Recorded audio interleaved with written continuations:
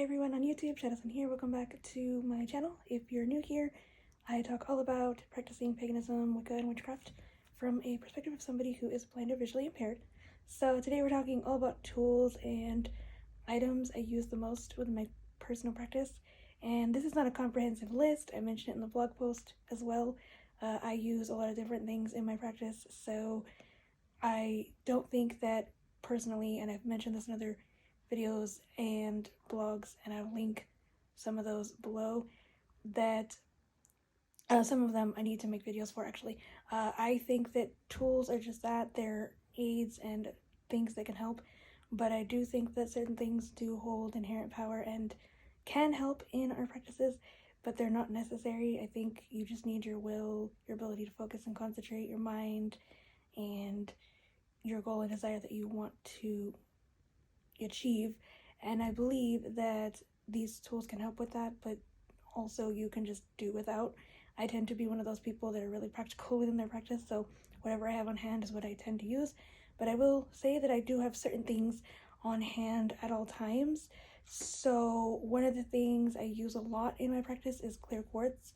I don't have any to show at the moment because a lot of them are used or being used or packed away. I tend to keep quartz in bulk a lot of the time because I use it in different ways. I use quartz when I need a little bit of energy in a spell. I use quartz when I need to amplify a spell. I use quartz when I need just an overall crystal that can be used for just about anything you could think of. I use quartz for all different types of spells, and the cool thing about clear quartz in general is that you can charge it for a specific purpose, and I'll go more into charging crystals in a separate video, but I talk a lot about like using quartz for different things. So I've used quartz in spells for anxiety, spells for motivation, spells for just like general energy, memory. Like I've used quartz to help me with like remembering things. I've completely charged it for that purpose. You can even combo that with candles. Candles are another thing that I use a lot in my practice. So I use a different variety of candles, different colors. I've used orange for removing obstacles. I've used green for healing, white for purification and cleansing. I've used carnelian for motivation as a crystal. I tend to keep that in bulk as well because it's good for like working with fire energy and courage and good ways to help with motivation. You can use blue for healing as well in color magic and in candle magic. I mentioned that a little bit in the blog. You can also use herbs that you associate. If you're somebody who likes to work with herbs, you can use knots. I didn't mention that in the blog post, but you can use like string, like knot magic, with different colors. And I've gone into color magic as well, so I'll link the video to the color magic video if you haven't seen that one already. I also like to use different tools, so a cauldron or a wand as well. I use my wand for different things. I have a wand that I actually purchased, but I've always wanted to make one actually. I use my cauldron for like burning homemade incense and fires and banishing work and different types of aspects to my practice of witchcraft. And in terms of candles, I like to use different types of candles. So I have this one that got knocked over, but this is like a blue candle here. It's a taper. I'm gonna move it a little further away, but I'm having trouble angling it, so you may see it like really up close for like a minute. I'm going to adjust it. Sorry for the shakiness, people.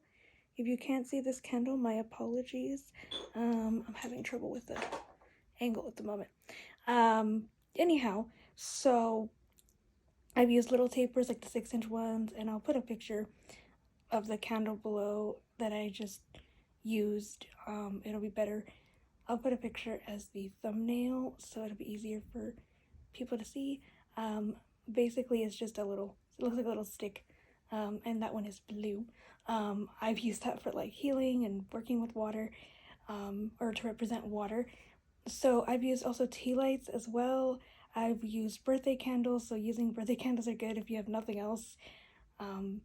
I've used other types of candles, pillars, and I forget the ones that come in little cups. I think they're called votives. I've used those as well too. The final tool and thing that I use the most, apart from like crystals and candles and things like that, and wands and cauldrons and that kind of thing, I've also used like a chalice as well in my practice at one point, but I haven't received or felt drawn to getting a new one yet, because the one I originally had got lost in a move, and then somehow it ended up as a wine glass. Anyway, but yeah, I've used the chalice as well for various things. I am also in search of an athame as well to use in my practice for directing energy, among other things. So I'm looking into those tools as well.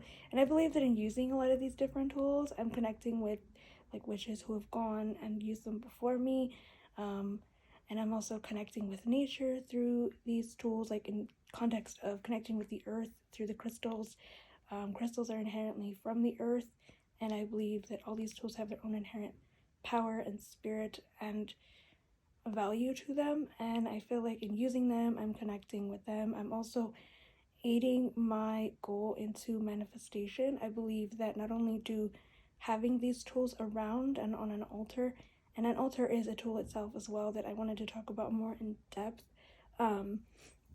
in a separate post and video, but the altar itself is a tool in that it represents my beliefs, but it also represents an outward manifestation of all of my workings and goals, just like these tools do.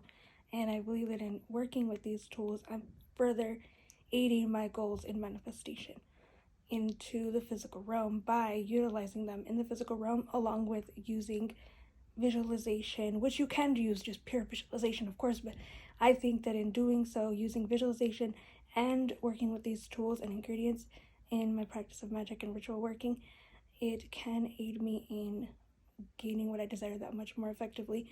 I also use ritual jewelry when I work rituals and do spell work.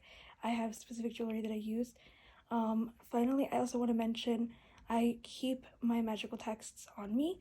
So whether that's a book of mirrors, my grimoire, my book of shadows, however you define that, I see them as distinct, separate books, and you can read blog posts about that, and I'll make the videos on all of those things as well later in the month.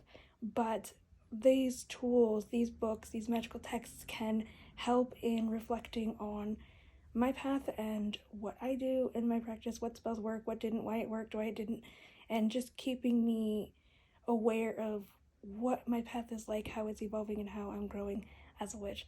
And I think that it's very beneficial to have a hard copy and an electronic copy of those books, because you never know. I feel like if I was gonna be stranded somewhere, like on an island, or just I somehow lost all my physical tools, like my crystals and things like that, those are replaceable, but my books aren't, because I feel like they're a record of my journey, and they're able to help me with using and connecting with my practice of magic and my spiritual path. So that's how I look at that. And that's just an overview. Again, I can go into more detail about all these other different tools that I use, but I hope that this video finds you well and that this video is helpful. I'd love to know, if you're a fellow practitioner, what tools work for you and why you use them in your practice.